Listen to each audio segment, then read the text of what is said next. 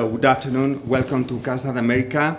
We are having this talk between Frank Luntz and Amanda Mars, organized by Casa de America and Fundación Consejo de España, Estados Unidos. As you know, Casa de America was established in 1992, and during all these years, we've been bringing together America, the Americas, and Spain. Casa de America has devotes particular attention to the United States.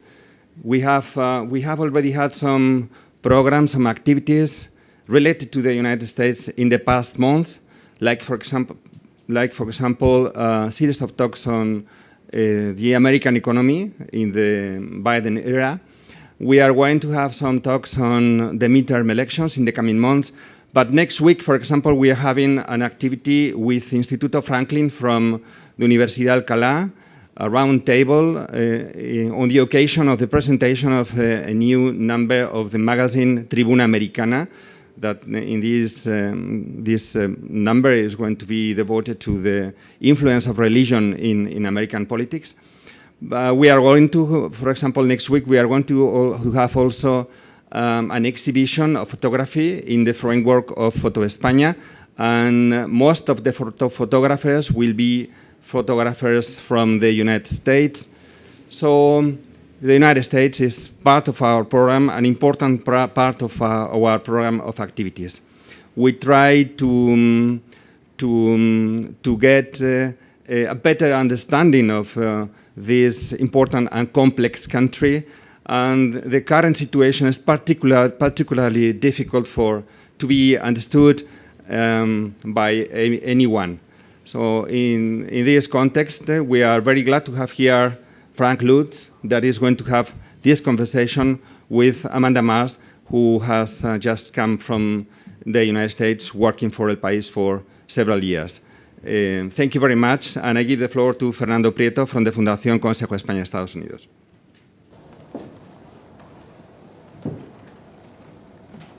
Muchas gracias, Luis. Buenos días. Thanks a lot, Luis.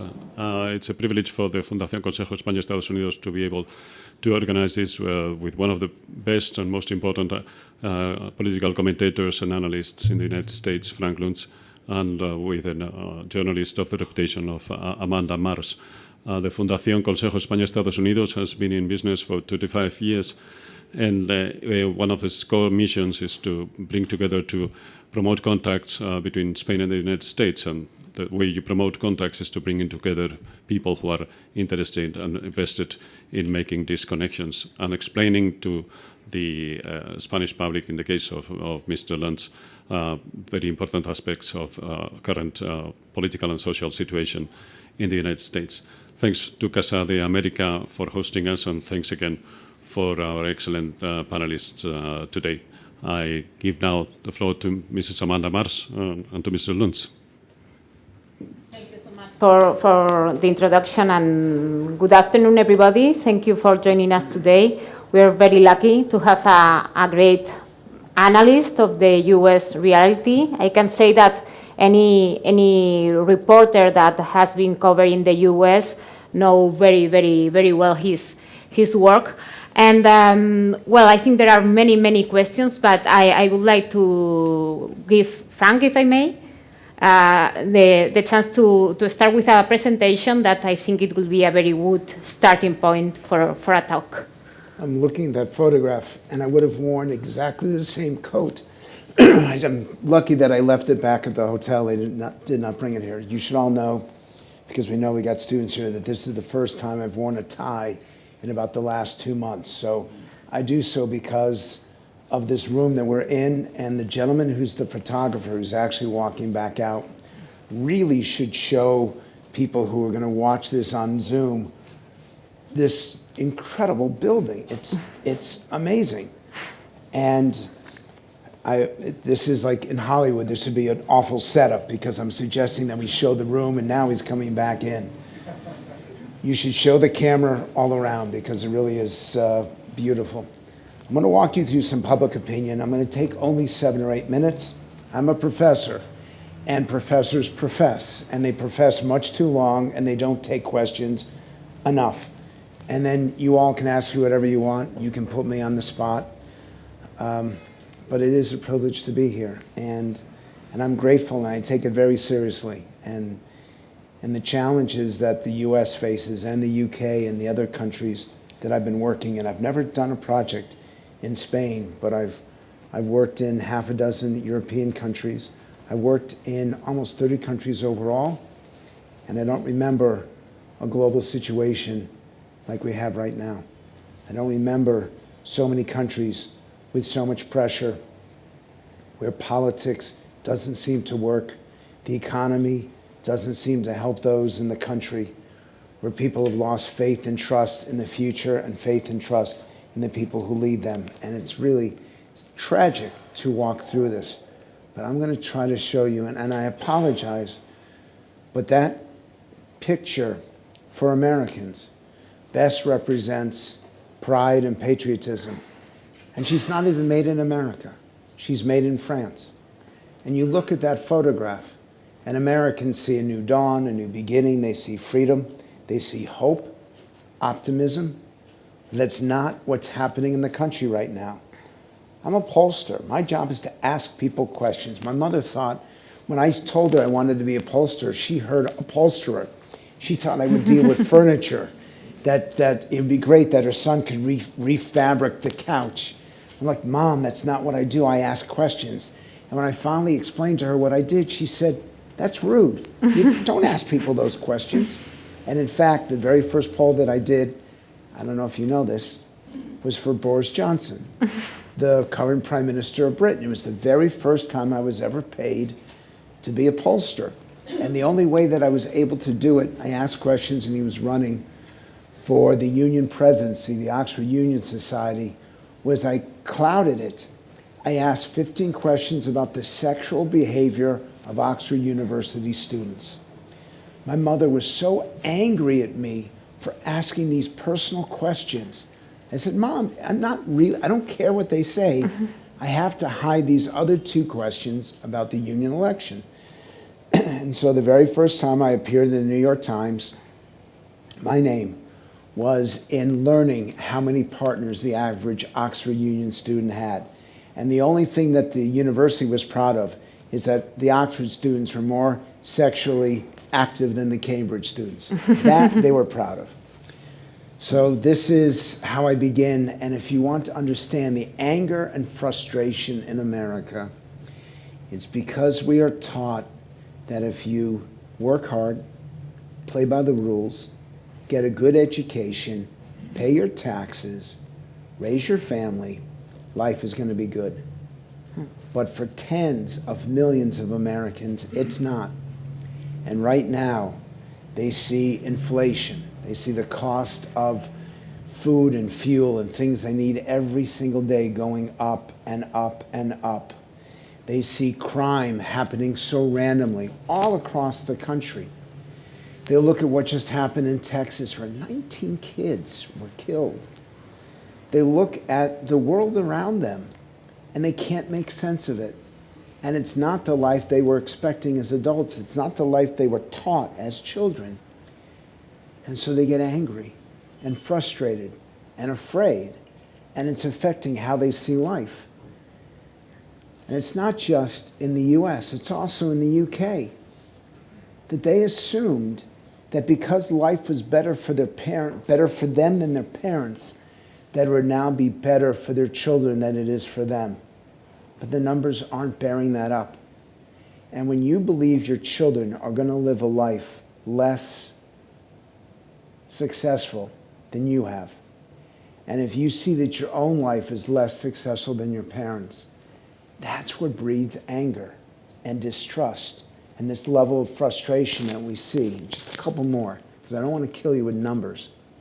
That we simply asked a question for the UK, whether it's a nation of racism and discrimination or equality and freedom. And more than a third of the UK believe that it is racist and discriminatory. And it's not just about that.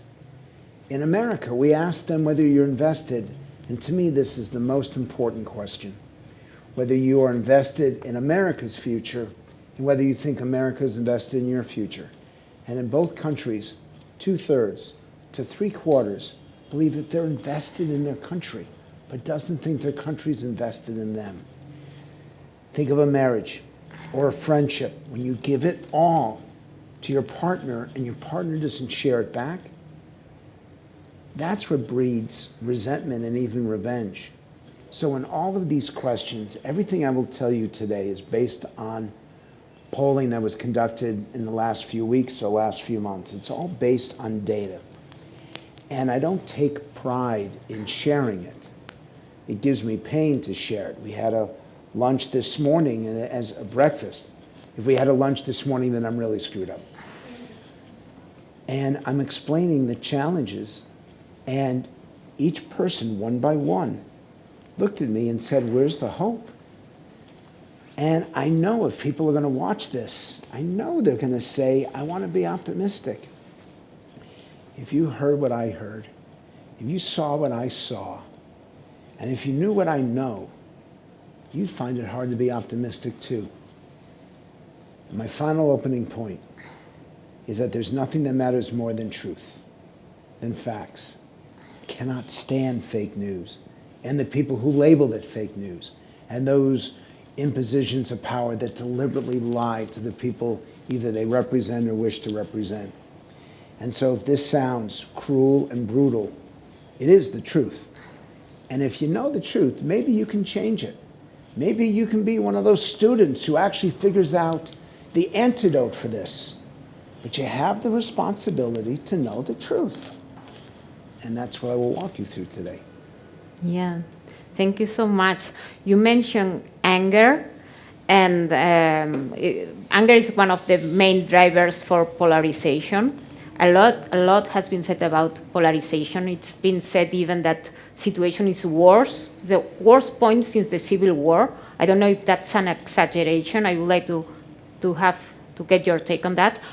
But also, do you think is it possible that polarization and anger is reaching its own ceiling, meaning that, in other words, can people start to get tired of being tired and angry, and this trend can start to reverse? Yes, they could. But every year it gets worse. Every year the numbers are worse. This whole presentation, and you'll be jumping out of this building, and because you're only on the second floor, you won't die. So I don't want to make it really awful. If it gets really bad, you'll have to take us up to the roof so we can leap off of it. We assume it can't get any worse until it does. We assume that we can't sink to a lower level. How many young people children have to be killed before you say that our crime situation is out of control? How many people have to suffer and actually give up food or fuel because of prices and not say that it's transitory and not dismiss it? How much more of a crisis, how much more must we fight and stop believing in democracy before we regard it as a crisis? The idea that teaching people that the election was stolen, to me, is insane. But we're doing that in America. And my advice to you all, and my advice to people watching, don't follow us. When I was a kid, and when I was your age, the students here, and I hope you're taking notes and not responding to email, because if you're responding to email, and they're looking at their phones right now, so I'm sure they are responding to email, that's the problem. You're so focused on social media. You're so focused on whatever is coming to you on your phone that you're not paying attention to what's going on in real life. I believe it's social media more than anything else that is enabling this crisis of confidence, this crisis in polarization and politicization. Because it's actually that we take out our phones rather than listening to a conversation. We listen to each other, but we don't actually hear each other. And until we start to hear, and until we start to heal, and I need you to write this down, because I will forget it. I'm not going to write it myself. But I have these conversations, actually. I'm not really here for you, but I am. I'm here to figure this out. You saw me do this once during the breakfast. I want to spend my life, whatever time I've got, trying to hear and heal. And the only way that that will happen is to focus on the truth. And that means challenging people. So don't pick up your phone. Don't respond to email. For 50 minutes, you can be absent. You can be gone. I assure you that the people who are emailing me are senators and congressmen and CEOs and people that want to know something. I'm trying to get a guy a visa who I'm supposed to co-teach with. The guy was literally the shadow foreign minister in the UK, and he cannot get a visa to come to America. And I'm putting it off for 50 minutes to have this conversation right here. If I can delay that, which may mean that I will be teaching alone, can't we delay the outside world for a moment? I'm sorry, that's a really long answer. But you have no idea what is pent up in here. And you giving me a chance to spill it out. So what the hell? You talk about heal and about hearing, and then I think of Texas, and this panel has been named Understanding the US, and something very hard to understand and very hard for us to explain is what's going on with guns. All of us here know about Second Amendment, but when we see this horrid event in Texas or what the killing in Buffalo, we think, what do Americans really feel about this? Have their minds changed with respect to the past? At what point they are really? It's now, and it was already, but the politicians don't listen. The Second Amendment guarantees the right to own arms, the right to a gun, but it doesn't carry the right for every person. Let me rephrase that, because this is, if there's a reporter here, it does not guarantee the right for any person to own any gun at any time for any reason. And I want to be really clear about that. And that is the language. And the problem that I have with the left is that they just want to ban guns. And it's not going to happen because it's against the Constitution. And the right, who wants to use every argument as a slippery slope, which it's not. We have to stop this. If you're mentally deranged, you should not have a gun. If you want to do harm to people, you should not have a gun. We have to take a driver's test. We have to have a license for various things. We have to carry ID when we walk into a building. What is so wrong about asking for these common sense gun safety measures? It's not taking away a right. It's actually adding a sense of peace of mind that the public has every right to expect. And so here I am right in the middle of this conversation. The left believes that I'm too pro-gun. The right believes I want gun control. And you know what? They're both correct. And we just have lost our common sense.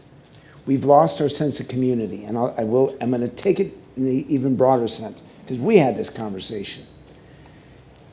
America always believed in the strength of community. We respected individual rights, but we celebrated community. The idea that we could work together, that if a farm gets blown down because of a tornado, everyone in the community gets together to rebuild it. We don't expect government to do it, we do it. That we have neighborhood watches, so we all take responsibility to keep our neighborhood safe and clean. That there is this idea of community. We related to each other based on other aspects, our gender, our age, our socioeconomic status, even our ethnicity. We joined communities. We respected and revered individuality, but we celebrated community. And the problem is, on the right, it's like they've lost that. That to them, it's all about individual rights, whether or not you wear a mask, whether or not you get vaccinated is now an individual choice. And I will tell you that wearing a mask, actually, if you are vulnerable, is good for the community. No, don't put it on. Don't put it on. You chose not to, but you had it before. And either decision is okay. But to respect community the right doesn't respect the idea that you give up a little bit to get a lot. You give up a couple of choices in life to get the acquiescence so others will give up a few of their choices for us. We're all in this world together, are we not? Is this philosophy extreme? I'm actually asking because to me this is mainstream. Individual rights, celebrating community, that it all fits together, but not in America. So bringing it back to guns, I hope we get some sort of action, but not to ban them, to make life more safe, more sensible, more secure, to respect people's rights, to live in peace and in dignity and with respect and decency. Yeah, but you're talking about a pragmatic discussion. Yes. Searching for pragmatic solutions. Yes. But Sí, señora. yeah, but that's all the Spanish I can do. That's like, and it's buenos enough. dias. Sí, señora works. No. But that's not happening. And the political tribalism is like poisoning this important debate. What role gun control is playing a role in this so-called identity politics? But don't say gun control. Say gun safety. If you say gun control, you lose people. You say gun safety, you get everyone. Words that work. Yes. And I know it's the book that she's making fun of me because I wrote the book that's called Words That Work. No, it's a good point. Taking a responsible approach. Who can be against this? Yeah. A responsible approach is a nutcase should not get a gun. That there's nothing wrong with saying, you know what? We check you out to get a passport. Why can't we check you out to buy a gun? What is so wrong with 7 days or 10 days? I don't get it. That we can do, and that is a significant barrier to the wrong people getting the wrong weapons. Again, I emphasize, as you acknowledged at the beginning, it's a constitutional right, but not in every single constitutional right. There are limits. It is not 100%. And I just seek that responsible, common sense approach to this issue. And I'm hoping the politicians do the same. Yeah. Just closing this subject, do you think this can be a turning point? Yes, I hope it is a turning point. And by the way, I want to do something now because, and you can't, and if you would say gun before we started this, it's okay. We've got about 15, 20 people here. I want each person, and the guy's going back again, and he's going to want to point a microphone. I'm sorry for the people watching, but this is instructed to us.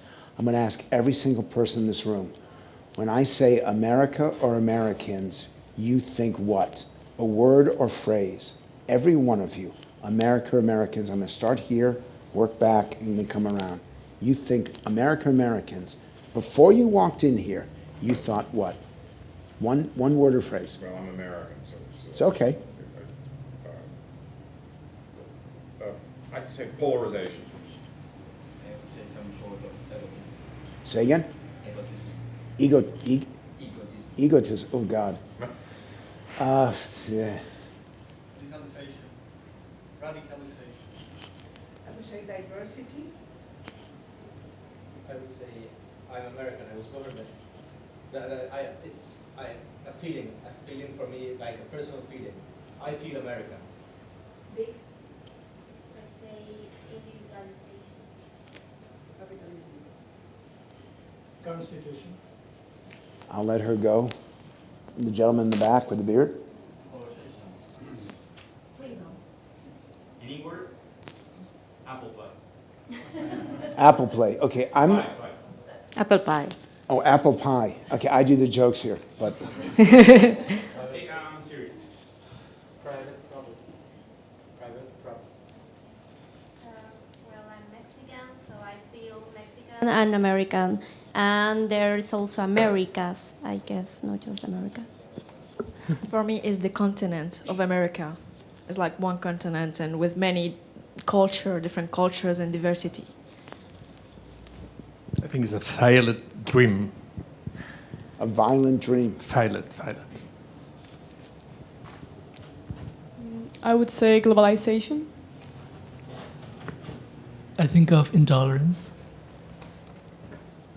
And I'd say big space, big scale, big ambitions. Great. That's not as bad as the UK. I just did a focus group in London, and it was, we're fat, and everyone looked at me when they said it. They complained about McDonald's. They complained about guns. Trump.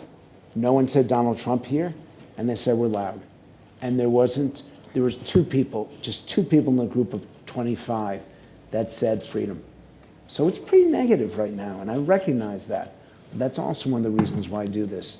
I hear you, I hear your comments, and it helps me understand. Yeah, actually, Trump was my next question. I can tell you that the question that I've been asked more frequently since I came back is, what about Trump 2024? Will he run? Will he win?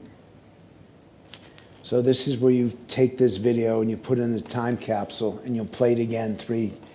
I've got the most amazing video of all these people saying that Donald Trump was not going to run, had no chance of winning, that this is an absolute... George Clooney said, come on, don't be ridiculous. Stephen Colbert, his language, all the comedians just dismissed it. And then he becomes president for 4 years.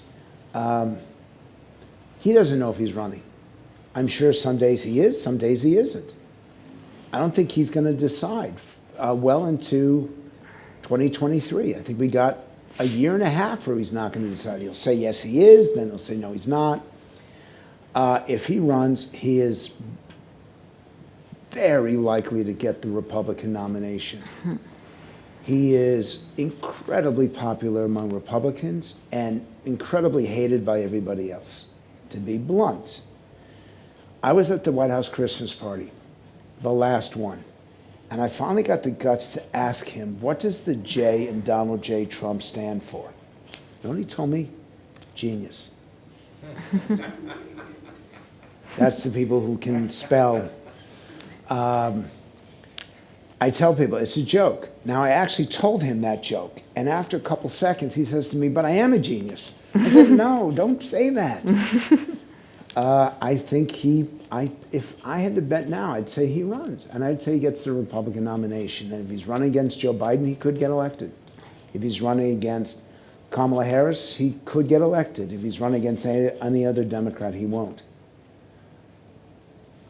I think what he's doing, telling people that the election was stolen, is the single worst thing a president has done in my lifetime, because it's not true. And they've done every investigation in every state and every attempt to show this by Republican judges and Republican governors and Republican everything. There's no evidence of it. We have a problem with irregularity. We do. And that's hundreds of votes. Hundreds, maybe a couple thousand should not have voted. Maybe a couple thousand were miscounted. But you can't flip a single state, not one of them. And the idea that he keeps telling people that our election system, that it was stolen, that it's fake news, it's called the big lie. Who's the person who taught us about the big lie? If you don't know, look it up. It's an embarrassment. And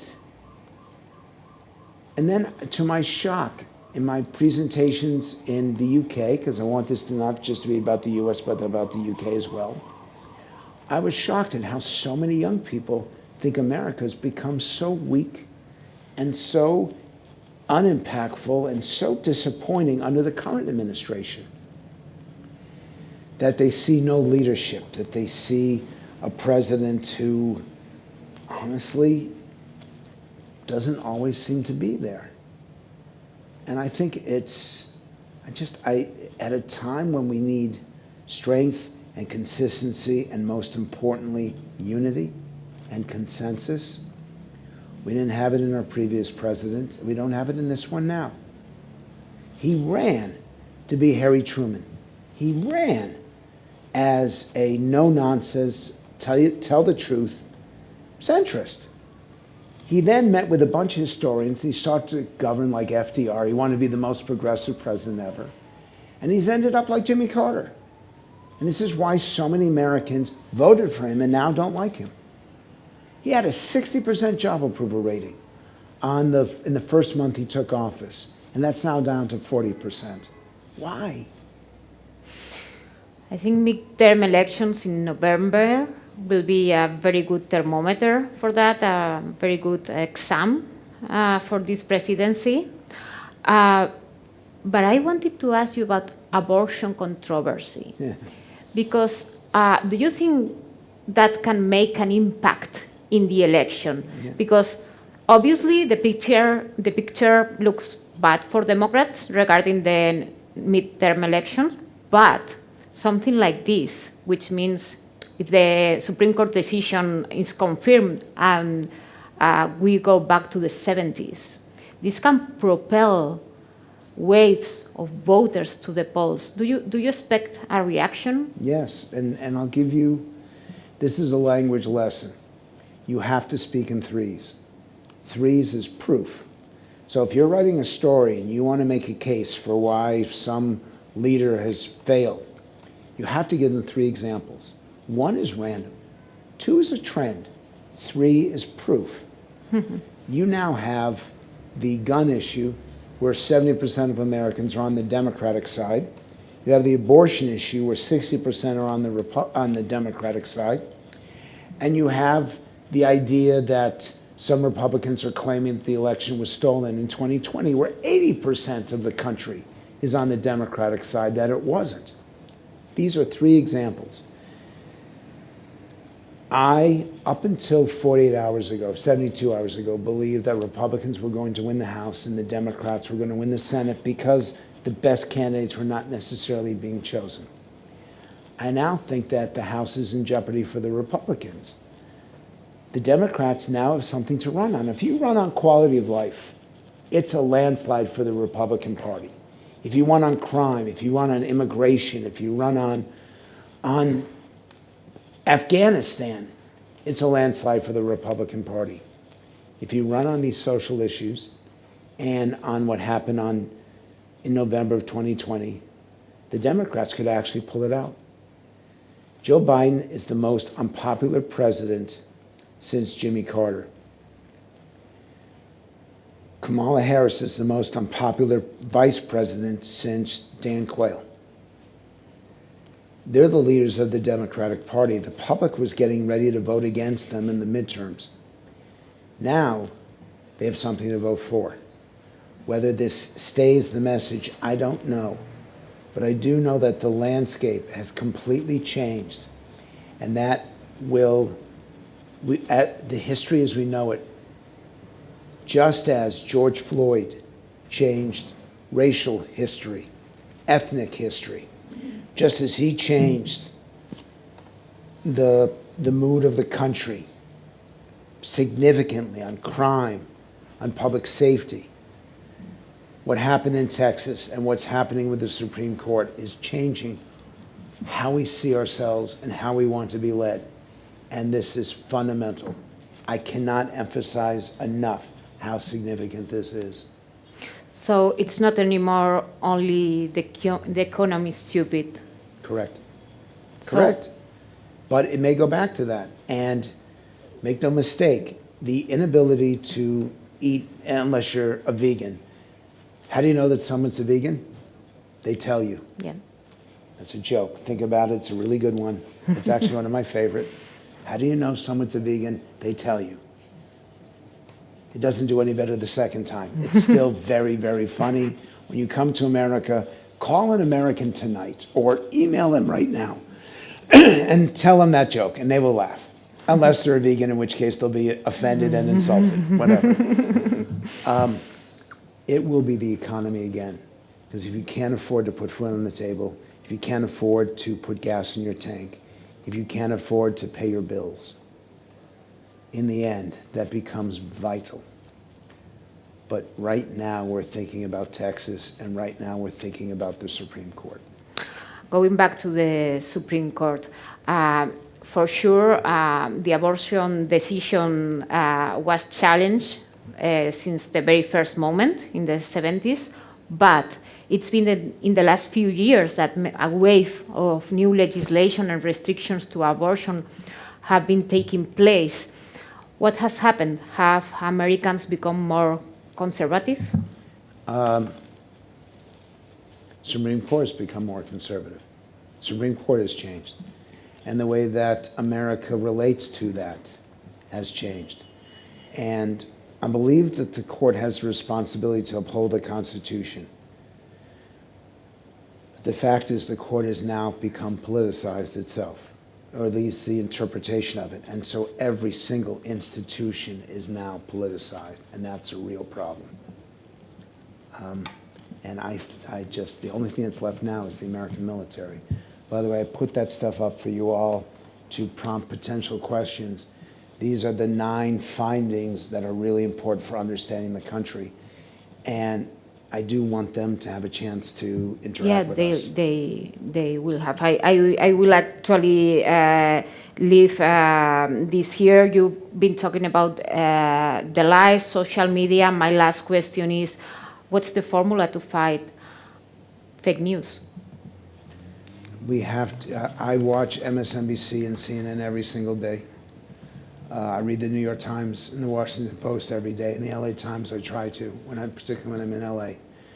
I go out of my way to understand, to really understand the perspective from across the country. The answer, the formula to addressing social media is a commitment, not just to the truth, but the whole truth. And nothing but the truth. We have to say it when we swear, when we're testifying in court. We have to make a commitment to this. That it's not a partial truth, it's everything. And I think that that is absolutely essential. And we have to call out those who do not tell the truth, even when we're calling out people that we work with, even when we're calling out people that we believe in. And I'll tell you, it's hard. And so I left the country. I actually was in exile for 8 months last year because I couldn't take it anymore. And I know that the Democrats in my country think I'm evil. The Republicans think I'm a traitor. So I've got everyone angry at me. The only people who would have been happy with me is my parents, and they're not around anymore. So basically, I'm a country of one. But you know, you got to do it. Thank you. Okay. So we still have a few minutes for questions from the audience. Please introduce yourself. And ask them. You cannot sit there. Who's a student here? Raise your hands. You have to ask questions or I'll call on you. I insisted in my class. So you got the first one.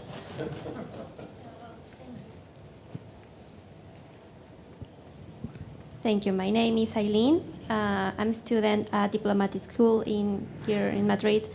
And my question would be, what do you think, from your point of view, if possible, from your opinion, the biggest challenge for the US in the coming 2 years to 5 years? Thank you. The ability is a great question. It's the right question to ask. It's actually the ability to solve any problem right now. It's even more than the polarization, because that's the anger, and you hear it, and we don't talk to each other, we don't learn from each other. But the impact of that, the result of that is we have economic issues, fundamental economic issues that we cannot address. We have a foreign policy crisis, and we have some Americans that are actually backing Putin. We have a former president who called Putin brilliant. Does he look brilliant to you right now? Was this a brilliant strategy? We can't solve the issues. We got a crime problem. We got an immigration problem, a security problem. We've got a gun problem. And they're all going to get worse until we look them straight on, head on, and address them. But we are incapable of doing that right now. And they are going to get worse. And as bad as 2020 was, 2024 could be even worse.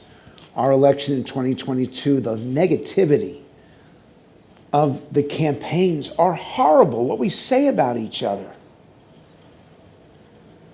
And I should not be doing this to a student.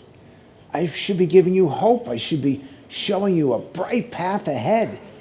And I don't see it. I just don't see it. And everyone else tells you what you want to hear. I'm actually telling you what you need to know. Our generation is screwed, and I'm not in your generation. I'm our generation, you and I. No, I think and him. we're close. No, we're not. I'm sorry that we've gotten this way. And I seek opportunities like this to ask you to do better than this. But your generation is more likely to have cut someone out because of their politics than any other generation ever. I say this to you directly. You think you're the most tolerant generation ever, and actually I know statistically that at least in America, you're the most likely to cancel someone. Don't do it. I don't ask you to like the person. I don't ask you to love the person. But learn from the people you disagree with, because it'll make your arguments that much stronger. Great question. Excuse me if I can just make a small remark. In this regard, which is a place for society having this Capitol attack, which was very, very impressive. So which could be the place for society, having in mind that the US society is very varied? The place I look for, the place that should be of peace and understanding and expression, the antidote to the Capitol is the universities across the globe. The antidote to anger and destruction is empathy and understanding. And the only place where that's going to be taught is at the university.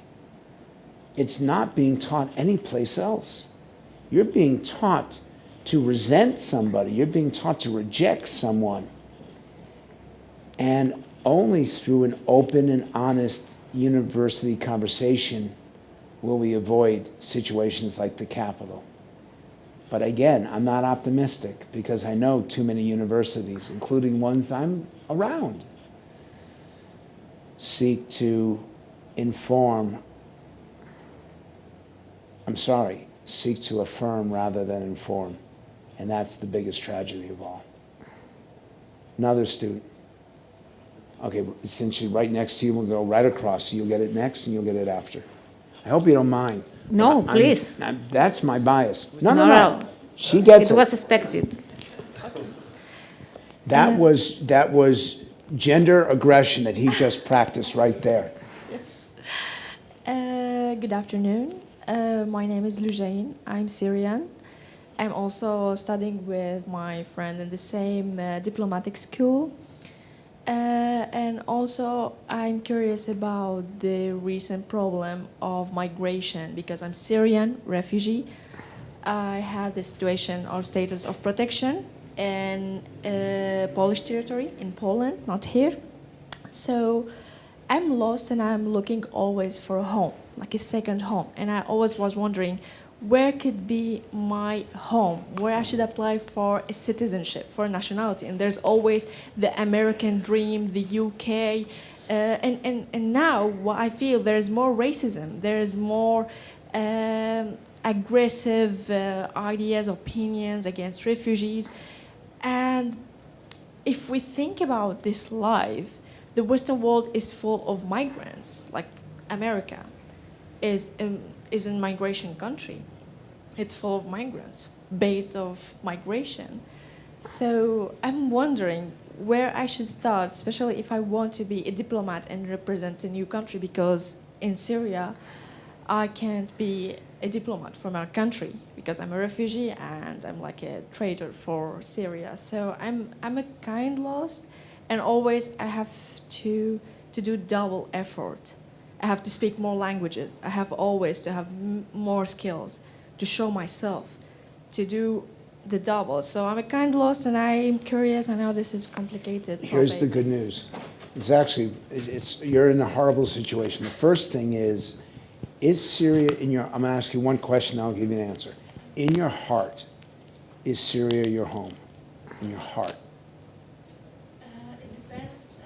It Depends in which way. I'm Syrian. I feel like Syrian, but at the same time, I'm against the political system in Syria. I'm against some also traditions there, some kind of Oriental mentality. So I can say I'm full Oriental or Middle Eastern person because I agree with things. Like the thing that I agree with is the food. I'm so Syrian because I love Levantine food. And I still cooking also Syrian food. But in the mentality, the social mentality, how the people think there, the politics, no. So in your stomach, you're Syrian. Yeah. Yeah. Okay. What you say, so I have an answer. And my answer is not the US right now. I watched how some on the Republican side responded to the situation in Afghanistan when people who had helped the US, who had actually put their lives on the line to fight the Taliban and help the US over 20 years, were left behind, and they desperately wanted to come. And there were some Republicans who just ignored their cries. And these are people who potentially could have been or have been killed. Now, fortunately, the government policy was much more open than that, and people were given the chance to get out. But I don't disagree. I'm using a double negative, which I should not do. For those of you who are diplomats, never ever use a double negative, because if you're trying to translate it, it's really, really hard. I don't disagree with you. I'm saying that because I'm trying to be careful, because I know this is being filmed. There actually is a country for you to go to, and it is in Europe, and it's not here. It's the UAE. The UAE has become, and if America is the melting pot, the UAE is a mixing pot. It has people from all nationalities. It invites people from all religions, all sects, all ethnicities. It has reformed itself so significantly over the last 2 decades. Women occupy incredibly powerful positions in the government, in the ministry, in the cabinet. It has become an amazing oasis in a region that's very difficult. If you choose to be Middle Eastern, you can. If you choose to be Western, you can. If you choose to be Syrian, you can. If you choose to be multicultural, you can. This is a real answer to an awesome question. Of all the places I would recommend right now for someone like you, who's got diplomatic skills and who would be embraced from day one, is the Emirates. What's your reaction to this? No, hers. Yeah, actually, Yeah, sorry. As a Middle Eastern girl, I can say that. Woman. Yeah, woman. If I called you a Middle Eastern girl, you'd all step up and start throwing stuff at me. Yeah, women. Yeah, that even in any Arab countries, there's not enough rights for women. So it's something that makes me think twice before taking that step, because there's always, like, doesn't matter how much these societies they could be advanced, but always for women there is some special cases or situations which I know very well because I grew up in this in Arab countries. They are all different because Levantine countries and culture, they are different to the rest of the Middle Eastern or the Oriental world. People, they think it's like all they are same, especially like from the Western world, they think all Arabs, they are same, living in a tent, and or like we are half Sahara or desert, which is like not true. There's diversity. So I was thinking in the UK, because my boyfriend is British, and also... Okay, so now we know the other part of you. This is great. I don't know about your head and your heart, but I'm learning about other things. Yeah. My option was basically English native country because it's easier for me. I speak 5 languages. You're going to be successful wherever you go. Thank you. And by the way, maybe you go somewhere 5 years, then go somewhere else for 5 years, then somewhere else for 5 years. Yeah. You've got the capability to do anything you want to do. And I will make a case for this for America. If you're a refugee from Syria, for what's gone on there, you will be welcomed. You will be embraced. Thank you. You will, and you'll be appreciated and respected. Thank you. So I need to add that because there's still some goodness, but you have to tell your story. You don't just show up, explain it, articulate it, actually give people a chance to live the life that you lived, and they will embrace you.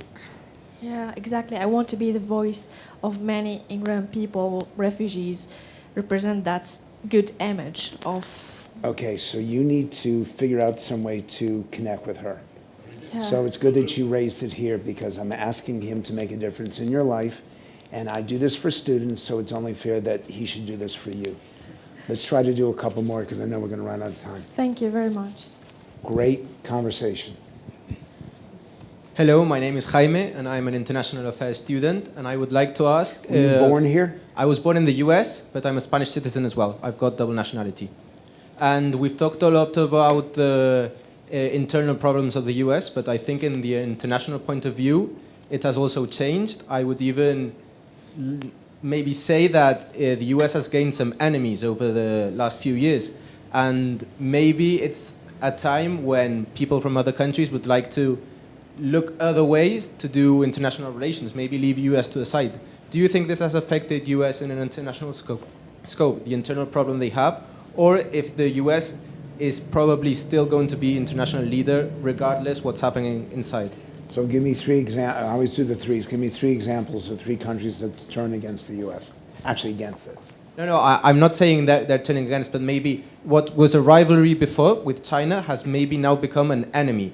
It's not just an economic rivalry. Maybe there's other interests, not just economic. That's fair. I don't know. I don't know what happens over the next couple of years. I think we are weaker today. I actually believe we are weaker today than we were 6 years ago. I think that we've missed opportunities over the last 20 years under Democrats and Republicans to forge much closer alliances. The only good thing that's come out of Russia-Ukraine is that Europe has become more unified and the US has become more unified within Europe. That there is this idea that we are better off cooperating with each other than we are with confrontation. We got a better relationship now. Some of you say, when I said Americans, you said North America. The US has a better relationship with Mexico and Canada right now. We're tighter as a continent than we were in the previous administration. So in some ways, we're getting stronger. We're also learning that the threats that countries like Russia posed are not as bad as we thought they were. They are still significant. They still have chemical weapons. They still have nuclear weapons. But their supply chain stinks. Their command and control stinks. Their senior, I'm going to get myself killed. They're going to go hunt me down and shoot me with an umbrella. But they're not the threat that we thought they were. Ukraine, Russia has 10 times, 15 times the expenditure of Ukraine. Russia's got a real military, and the Ukrainians are actually holding them to a draw. It's incredible. I'm hoping that this conflict teaches the US that we cannot shirk our responsibilities, that we have to be engaged. We don't have a choice. And the best example of this is Taiwan. That I've heard people say that it's really aggressive for the US to say we will militarily defend Taiwan.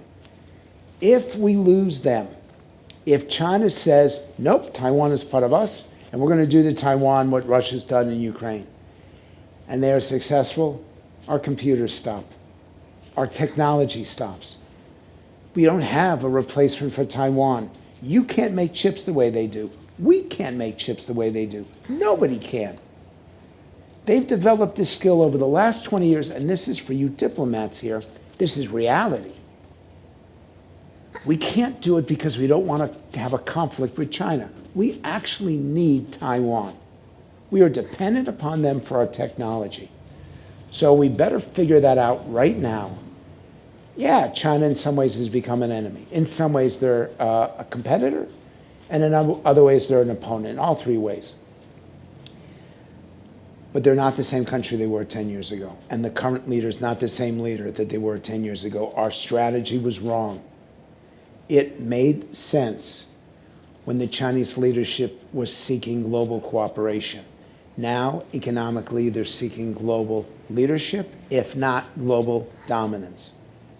And it's up to all of us to work together so that we don't have a military conflict and we find some way to coexist in this new world. But make no mistake, they absolutely want to dominate the global economy. And if they do so, having China as a dominant force is worse for you all than having the US as a dominant force. And you'll see that soon enough. One more of the three of you.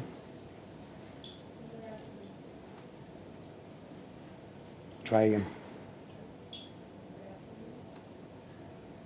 Okay, use the microphone. Let's hope that it's on. I wish the guy would come back. Let's hope that it's on, but just speak up. Good afternoon. My name is Carmen, and I'm a student of international affairs and political science. And taking into account the insight number one, I'd like to know your opinion that people no longer trust the electoral process.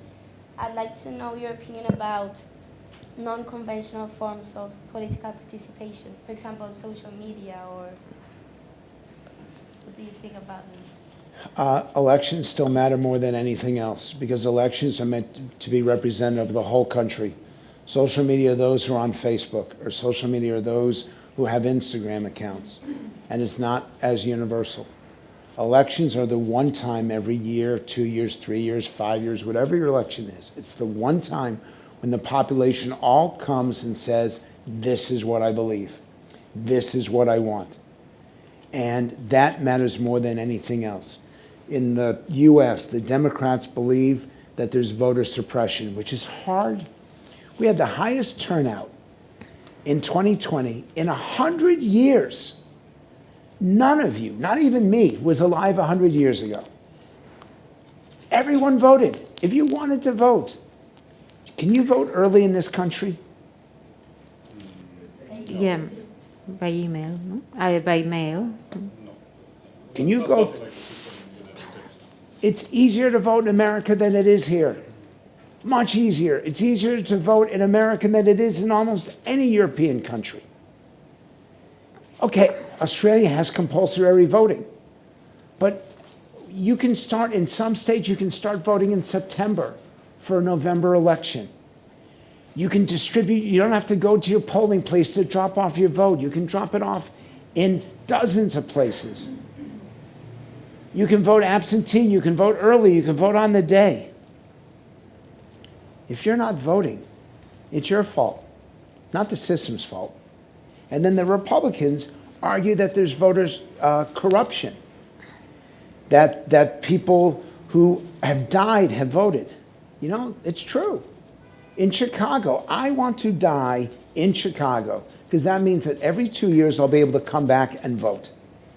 That's also a joke, which clearly does not translate to the audience of Spain, but at least Americans watching will get it. It's also not true. There are hundreds, maybe 1,000 missed votes, wrong votes, miscounted votes, a messed up machine. But the Democrats provoke it, and the Republicans provoke it.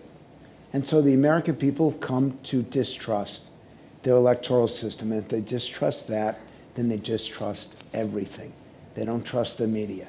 They don't trust pollsters. They don't trust academics or think tanks. The only people the American people trust now are the media. Are the military. Everybody else, they think, are liars, cheats, thieves, or all three. And it's a nightmare. And I'm not going to be able to make a difference. And our country, I don't know if our country is going to be able to make a difference.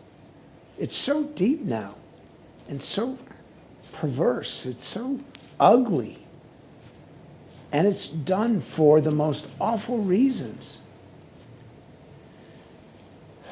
And I don't know what to do other than try to get your generation to say enough. But the only way you're going to do that is to listen and learn from everybody. And not write someone off because you think they're an idiot, or because you think they're extreme, or because you think they don't hold your social views or your political views. There's a wonderful movie, Fahrenheit 451, and I'll let you have the last word. And it's all about burning books, and it's burning books that are challenging of the government. And what each person does, I've never used this analogy before, so you'll have to tell me whether this works or not. It's the idea that every person has to learn a book, so the book will never die. That even if you burn them, the ideas behind that book will always be in somebody's head. And that's the secret of democracy. The idea that competing points of view, competing priorities, competing values and principles can hold a place in our heads and in our hearts, in our stomachs, and in a room like this. As long as that continues, we will in the end be okay.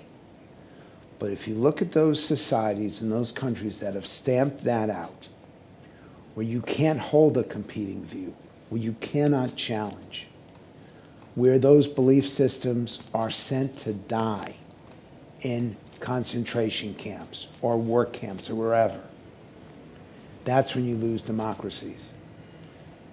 You as young diplomats are essential. But you're here not just to represent a country, you're representing an idea and a people and a better future.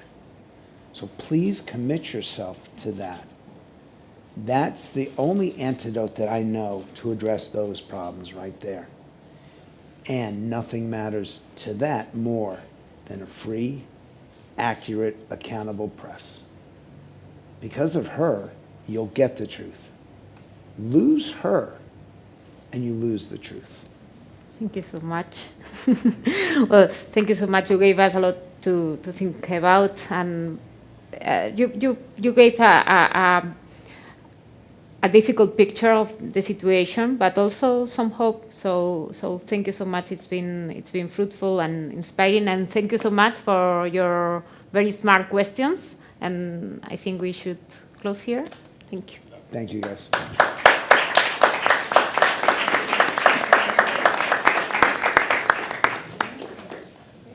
Hold on, before you go, what was your reaction? What was your reaction to my answer?